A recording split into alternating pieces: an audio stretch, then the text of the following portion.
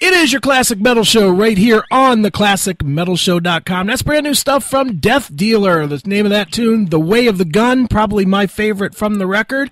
And on the phone right now, a legend, not only just the Death Dealer guitarist, but just a legendary guitarist from his past life. The one, the only, it's RTB himself. It's Ross the Boss. Ross, how are you, man?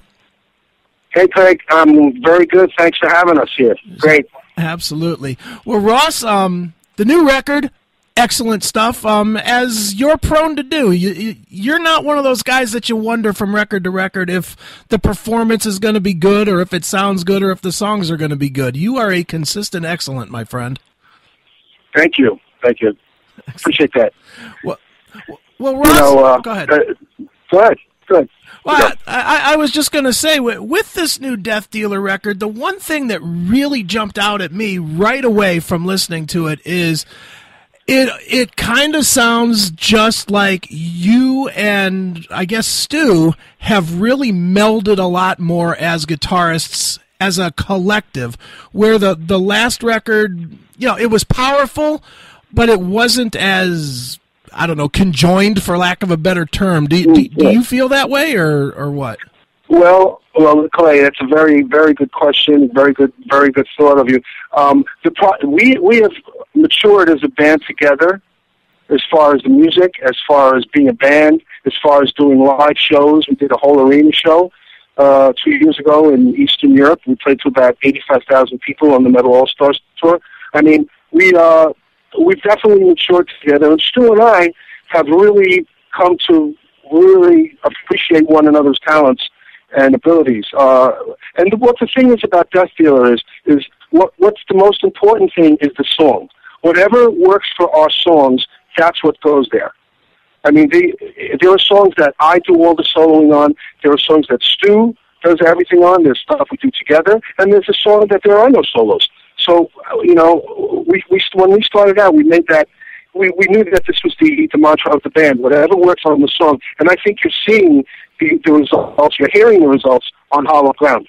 Sure. Now, before I get into Hallowed Ground, I do want to go backwards just a little bit, Ross. Just because, no secret, you obviously have a very grand history in the world of metal, and so does Sean, and so does Stu.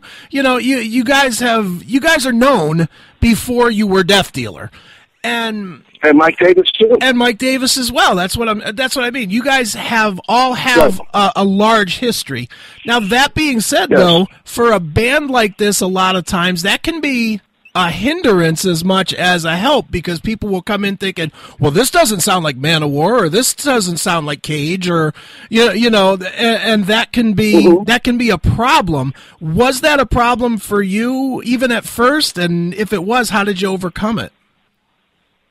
Nah, well, yes. You know what? People would say, we're not taking you seriously because it's usually a one-off deal. It's a studio project. It's an all-star thing. Because so many of them are happening these days. People don't know which end is up. There's so many of those things going on. This guy's singing on this guy's record and doing this and guesting on that, which is cool, I guess. The people that, we're older, people want to do things, but they don't have to stay in one thing. But Death Dealer, I said to everyone, this is a serious band, and you're going to take this band seriously. So the first album, get great reviews. But now that we're on our sophomore CD, and it's stronger than the first, people are definitely taking us seriously. But we definitely heard a lot of that nonsense in the beginning. Sure. Now, moving forward, Ross, to Hallowed Ground, big as it can be sound, man. I mean, the sound is so booming in speakers and headphones, and as was the first record as well. I'm assuming that production quality is one of the biggest elements that you guys all collectively go for with this record. Is that true? Absolutely is. I give all the credit to Stu Marshall. He's our producer and master of the band. I mean, he's been able to cull the band's power and focus it you know, on all the right things. I mean, it's not too it's not too bass heavy. I mean, the sound is, to me, it's fantastic. Sure. I mean, everything is. I mean, we got the complaint we got from Japan was it's too clear. You know, and we're getting it's too loud. It's too clear. I mean, when I hear that, I know we're onto the right thing. The sound is beautiful. Stu Marshall, I give all the credit to Stu and his ears. Now we all you know, we have our parts in it, but Stu is really the mixer of the band, and it's fantastic. Sure. Now how do you guys record? Because I know you're a New York guy, and I know that Sean is an Arizona guy. I mean, are you guys doing the MP3 trade thing, or do you guys get together for a rehearsal or for some rehearsals and then some studio time, or how do you do it? Stu Marshall lives in Sydney, Australia. Right. I live in New York. Sean and Mike and Steve are in the West Coast. So, I mean, when we're together, when we're on tour like we just were, every day we set a little bit aside for new music, for riffs, for hotel rehearsing, for hotel room rehearsing, and, you know, it really helps. But for the most part, our record is done on the internet. Okay. And, you know, a lot of the riffs are done. Like, we've already started on the third record. So, I mean, a lot of our stuff is done. We pass them, as we know, we file share. We take full use of the internet. Sure. For the internet that helped kill music, it's helping Death Dealer. So, you know, once the song process starts, you know, we do a demo, and the demo goes to Stu, and he works on the demo. And that demo, by the way, is produced like the way you hear our records. Okay. So everything we're hearing is totally the Death Dealer sound. So we start from the bottom like that, listening. Not just crappy demos like, you know, from the cell phone. Well, sometimes an idea from a cell phone works. We've done that. But those demos are built up to you know, to a lot. And we form the template, you know, and then Steve does his drums live. Mm-hmm. Those drums are live. And Mike sometimes Mike plays with because they're together. They do it together sometimes, and so you have our rhythm section built up already. Right. So, and you know, and it's already, we hear it, and you know, we already hear it the way it's going to pretty much sound. Okay. So that's the beauty of Stu's magic. Sure.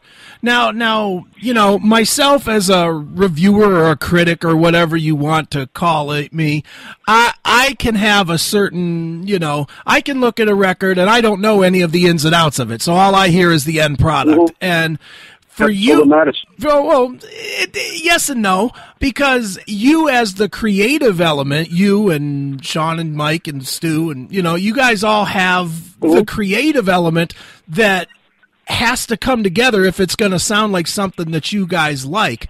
I'm curious on this record, and I have a distinct opinion, which I'll tell you if you want, but I'm curious what you guys heard when it was coming together that was just not what you expected, whether it was more growth or different vocal sound or different guitar tone or something like that. Well, you know, we heard the growth in songwriting immediately. Once we had all the songs together and all the parts, we realized that this record was kind of special. You know, the collection of these songs, the maturity, the way Sean sung these songs. I mean, the fact that you can hear his low tones, you know, to match his high, which are incredible. His whole voice is being showcased on this CD. As well as our new drummer, and you know, I the whole thing to me just was a step up from the last record, which it should be. Sure. I mean, you know, a lot of bands put out their best record the first time, and it, you know, I never thought that it would be the case with Death Dealer. So what we heard was the advancement of Death Dealer. Definitely. And moving to the next stage. And what's interesting is you hit on exactly the point that I think shows the most growth, which is Sean. And you know, I'm obviously familiar with his Cage stuff as well, and even the Sherman Denner thing that he's doing, and all of that stuff. But this is the lone record of anything that I've ever heard by him where he uses that dirtier, lower octave, you know, a lot. And that is a major enhancement from the last record, in my personal opinion. That's correct. That's correct. To me, this is his best I don't, I'm not, listen, I know Cage. I don't know their records. I've heard of it. I'm not an expert on their careers. Sure. On Sean's career, but I could tell you one thing. This record is by far the best thing I've heard. I mean, he has put himself on the plateau of the greatest metal singers of all time with this record. And I don't say things like that a lot.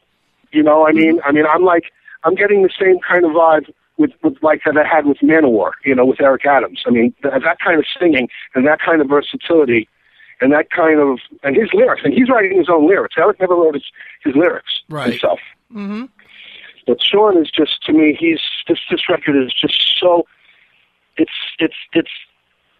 fun to listen to. Sure. It's fun to listen to it. It makes you, it puts your mind working. It makes you think of things, instead of the regular heavy metal. This record has lows and highs and dynamic and beauty and and fantasy, and it's just kick ass. It's a kick ass record. I just don't know what to listen to from day to day, and which is a good sign for me because I tire easily on my own records. Right, definitely. Yeah. One of the things that I'm most impressed with too with this record is, and I love the first record, but the first record is just like being bludgeoned. It's like literally just fast song, fast song, fast song, fast song, fast. It's getting bludgeoned into submission almost. Where this record has a lot of diversity, in the songwriting. Songs like The Way of the Gun that we just played. That's very different from anything on the last one. Right. Well, there's definitely more of my signature songwriting obvious on the record. Sure. Obvious on the record. I did a lot on the last one, but this one is just, it's over the top, RTB stuff. And that's what it should be because it's our band and we all take a part in it. The Way of the Gun is just, for me, is, the El Diablo, the flamenco stuff from the beginning and then into this, I don't know what to say. I mean, I just get goosebumps every time I hear it, so. Definitely. Well, Ross, one thing that's going on right at this particular moment here in 2015 is probably the strongest resurgence of this kind of, I don't want to call it necessarily power metal or, but it kind of is. I mean, obviously Iron Maiden's on the top of the charts again. Who would have ever seen that coming? And, that's great. And you have, great thing. And you have successful tours out there with like Saxon and Armored Saint comes immediately to mind. Right. Yep. Are you surprised that this kind of music is finding a niche again? Because it's really not, it doesn't play to the normal niche of like, I don't know, like a Bon Jovi did in the 80s where it was rock, but it was still sort of poppy. I mean, this is definitely pop music. Yeah, this is definitely staying heavy, but it's finding a home. Absolutely. I am not surprised. I am not surprised by Iron Maiden, Judas Priest, Armored Saint, Saxon, all these bands. I am actually, I expected it. I mean, because these bands have stayed true to their fans. Mm-hmm. Motorhead, another band. These bands have stayed true. Slayer too. Right. These bands have stayed true to their fans, true to their followings, and people are interested in legendary bands. People know that legendary bands, at their worst, will deliver a very good product. Right. And heavy metal audiences are the most loyal in the world, worldwide. Sure. And therefore, with Death Dealer, I mean, this is a new band, but it's not a new band. It's a new band, but it's with members that know what the hell they're doing. Right. So, I mean, I am not surprised. And we set out to do a CD. All that matters to us are songs and hooks and heavy metal hooks. Right. And that's been my mantra from the beginning of my career. Okay? Only thing that matters is the song, not the solo, not anything else. If your song is great, that's all you need. And everything else will fill in. No one's interested in guitar solos without the song, as we can see. Right. No one's interested in the highest singing in the world, or the fastest double bass drums, or the fastest this or that, or tapping on or hands on shredding. No one cares a rat's ass about that. In the end, right, all they care about is songs. Hence, AC/DC. Right. Okay? Exactly. All they want to know about is rhythm and songs. Yep. Right? And Very all true. the other stuff is sprinkles. Sprinkles on top of the sundae. Right. It's great if it's great, and it's great in Death Dealer. But it wouldn't be anything without the songs. Death Dealer, we live in a song-rich environment. Song-rich environment. Excellent. Let me ask you, since you brought up Motorhead, real quick. I saw that you guys are going to be a part of the Motorhead motorboat cruise. How'd that come about? Well, we saw the cruise, and our fantastic label, SMG Sweden Music Group, who, by the way, has championed this band and are doing a job on us like you wouldn't believe. These are old school, well, young guys, but they're working it as an old school label, Okay. hands-on. They brought us onto the tour, to the show, to the cruise, excuse me, and they're coming with us, and they came with us on the whole tour we just did. We had 14 shows. They were there at every show, every festival, every little thing that we did. We did a video, Break the Silence, that I strongly suggest everyone see, because it's a fantastic video directed by Owe Lundgren. Lindvall. Owe Lindvall, who's a legendary video producer. And I mean, these guys are taking hands-on responsibility for breaking the band. Unlike every other label that doesn't do anything. Right. They'll find 20 bands and throw it up against the wall, hoping something sticks. Right. That's not the case. That's not the case with Death Dealer. We have a custom label here, and they're very, very responsible for what's happening right now. So. Excellent. Well, let me ask you this too, Ross. Obviously the record is coming out. And I'm not sure what the actual date is that it's released. October 2nd. Okay. So after October 2nd, what are the plans? Are you guys going to be able to bring everybody together to do a small tour or festivals or? Well, yes. The kind of plan is our booking agents are standing by to see what the reaction is, to vet the reactions. Of course, next year we're going to book all the festivals, a lot of stuff that's around Sweden Rock Festival, of course. All the stuff that we're going to be able to do is going to become clear very soon. We're going to be in LA. We're going to be in the West Coast in January for a few shows. Okay. And as things come, as the good news comes in, the good news on the booking front will come in. Very cool. Well, Ross, as we said, the new record is called Hallowed Ground. It is fantastic for anybody that is into powerful, real metal. That's about the best way I can put it. I don't want to give it a classification, but it's very powerful and it's very real, and it is very hits you hard. So if people want to check that out, where can they go online to pick up the record or to find out more about Death Dealer? Well, they could pre-order on iTunes. You can check Death Dealer out on our Facebook page, Death Dealer, deathdealer.co. You can check out SMG Records, Sweden Music Group. Okay. I guess SwedenMusicGroup.com on their website. You can pre-order from them. I'm sure it's going to be in all the stores, hopefully. Now, America's going to come last, I think, is going to be lagging. Sure. Of course, as usual, behind Europe. But you'll be able to get it from, there's merch packs, there's all sorts of stuff, pre-orders, there's all sorts of stuff going on. They have it. You can see it all on the Facebook page. Very cool. Well, Ross, before I let you go, we have a tradition on the show. We always let the artist pick a closing track from the new record and maybe tell us a quick story about it. So what should we wrap this interview up with? Well, I would like to hear I Am the Revolution. All right. One of my tunages. Another fantastic effort from Death Dealer. The lyrics are very deep. You got to understand what we're talking about and enjoy. All right. Well, let's check it out right now. This is I Am the Revolution. It's Death Dealer right here on your Classic Metal Show.